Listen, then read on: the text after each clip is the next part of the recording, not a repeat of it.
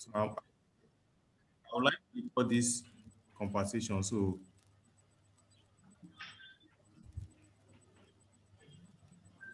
I'm sharing my screen.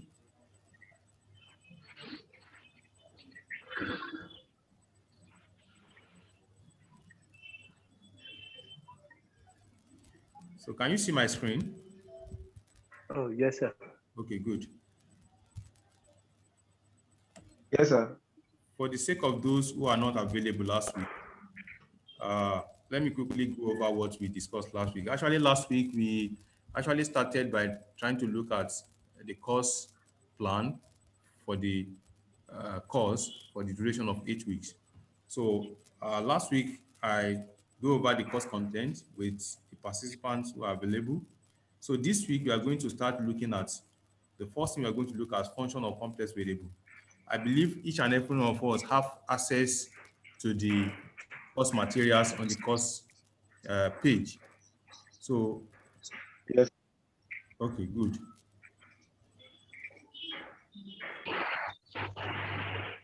So today we shall be discussing complex variable.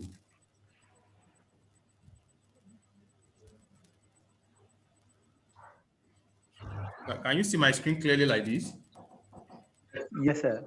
Okay, good. So Sir. today we are going to be discussing complex variable. Please just give me 1 minute.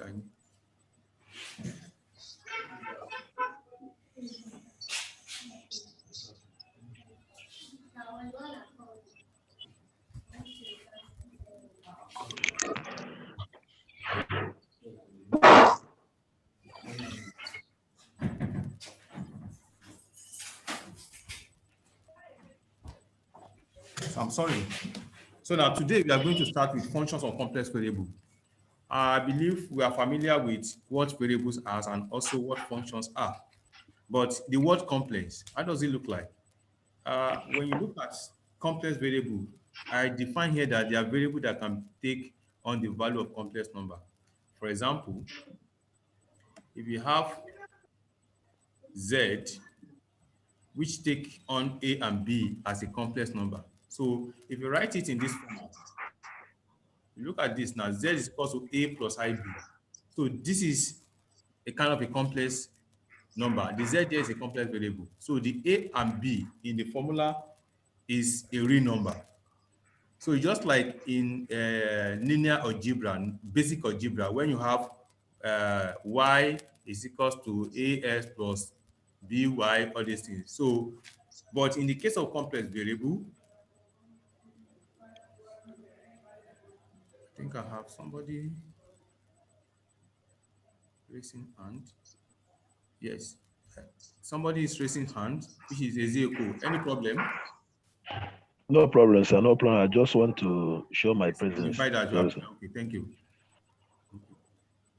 So basically, complex variables are just like an equation where you have z as a complex variable, then the corresponding a and b.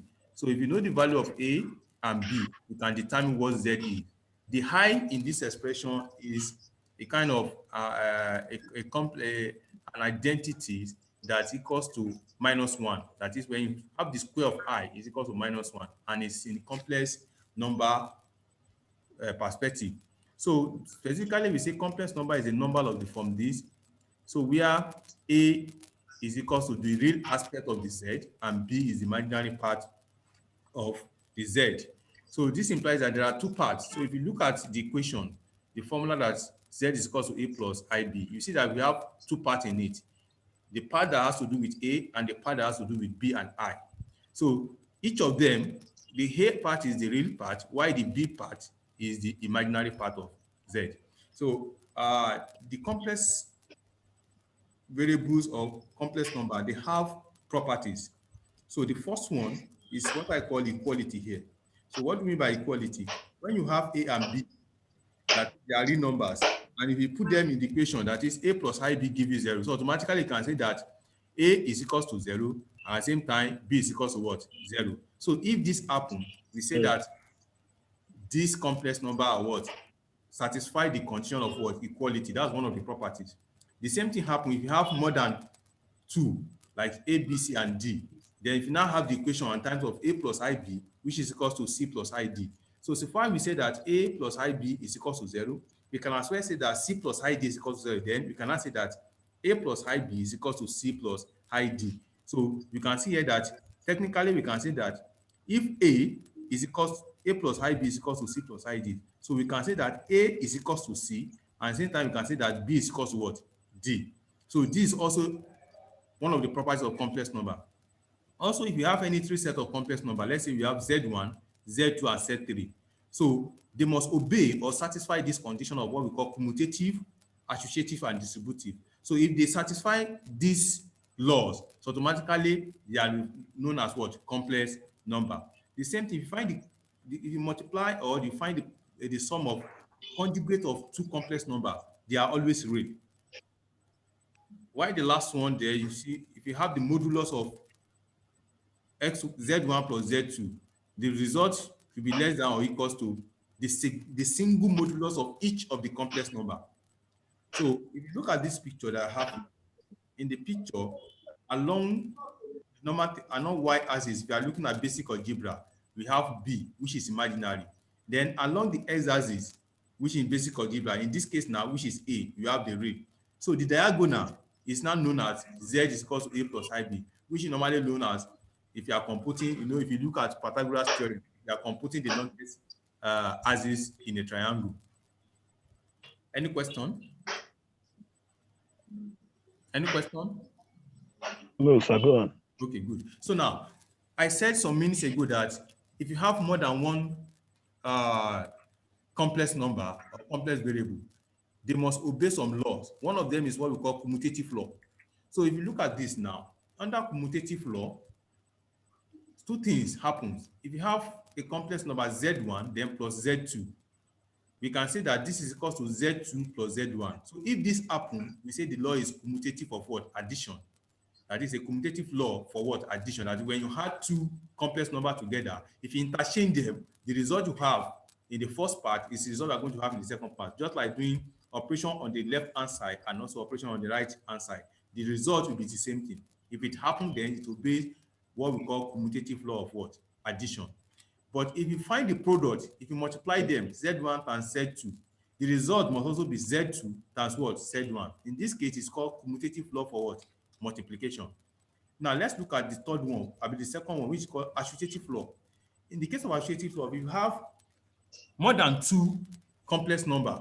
So if you pick the first 2 and add them together, the result of that, you add it to the third one, it must give you the same result, just like keeping the first one and adding the second and the third one. So if this happens, it is what we know as what? Associative law for what? Addition. The same thing happens if you pick the first one and the second one and you multiply them.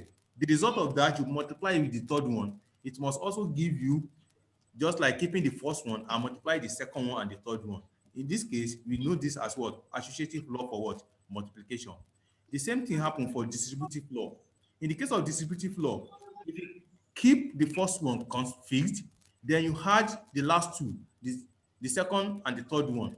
So in this case now, Z1 will distribute itself over Z2 and Z3. That's why we now have Z1 plus Z1 and Z2 plus Z1 and Z3. If you multiply this, you have the result, and multiply this, if you add them together, it will give you this. That's what we are saying. So let's look at some examples now. If you have any question, you can just signify so and come attention. Let's look at example. I said, given that Z1 is equal to 2 minus 4i, and Z2 is equal to 4 plus 6i, and Z3 is equal to 5 minus 2i. Show that 1, Z1 plus Z2 is equal to Z2 plus Z1, and 2, Z1 times Z2 is equal to Z2 times Z1. Then the third one. And also, I put the last one here. I said you find what? Z1 plus the complex conjugate of Z1 to verify this law, which I said that if you find the product of 2 conjugate complex number is always real. So that is what we are trying to verify here. We say the sum of 2 conjugate complex number is always real. So the same thing is what we are trying to do in this case now. So the second question there is given that this is equal to this, where A, B are real number, then show that the product of the two conjugate complex number is real. Then the last question there. So now let's see how we can deal with the problem. Now the first one, we are assuming that in the question we are giving that Z1 is equal to 2 minus 4i, and Z2 is equal to 4 plus 6i, and Z3 is equal to 5 minus 2i. Can you see it clearly? Yes, sir. Yes, sir. Okay, good. Yes, sir. Now, Z1 plus Z2 now. So what we are going to do here is to perform this operation. We had everything in the right hand side and also had everything in the left hand side, and now see if the two results are the same thing. So let's start with the first one. Z1 is 2 minus 4i, then plus 4 plus 6i. So if we had this, which is more or less like A now, 2 plus 4, it will give us what? 2 plus other 6. That is 6. Good. Then 4, this is minus 4 plus 6i. That gives us what? 2i. What? 2i. That is Minus 4 plus 6i, that's minus 2. No. 2i. 2i. Minus 4i plus That's plus 6i. 2i plus That's 2i. plus 2i. So that gives That's us plus, the result that's plus of 2i. Z1 plus Z2. Let's do the same thing for Z2 plus Z1. Z2 is 4 plus 6i. Then we add it to Z1, which is 2 minus 4i. 4 plus 2 will give us 6. Abi?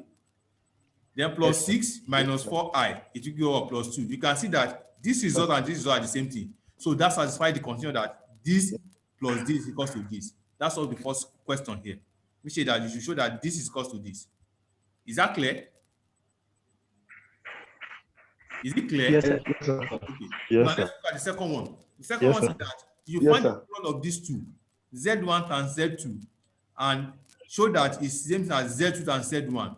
So let's look at the first part now, the left hand side first. Z1 times Z2. This is Z1, this is Z2. So 2 times 4 will give us Yes, 8, sir. Abi? That's 8. Yes. Then Yes, 4i minus 4i times plus 6i. That gives us what?